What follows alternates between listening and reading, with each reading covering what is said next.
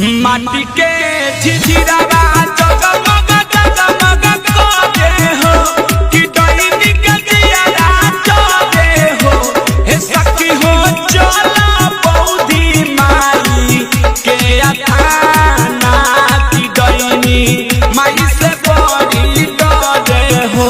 हे सखी हो चला बौधी माई के अथाना झिझिया के दिव्या रात भर पड़े हो।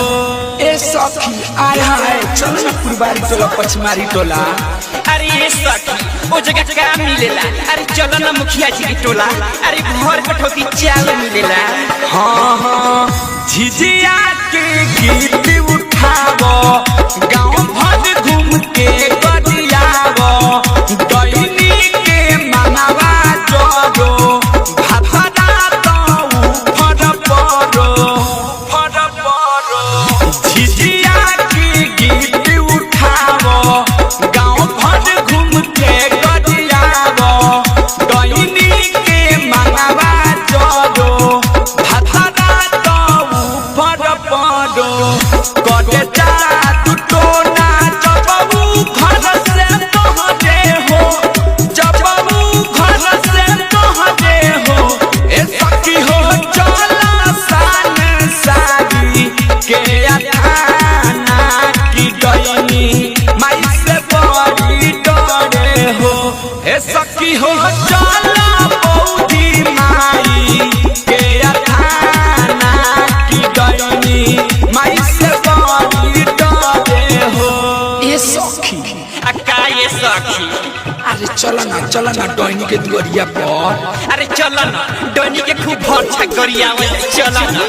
अरे मार बुदाई के पोखरा के पोखरा पर पानी पिया के और आटवा में घूम के आ चल आवल जाए गरिया के खूब। ठीक बा चलो ये सखी।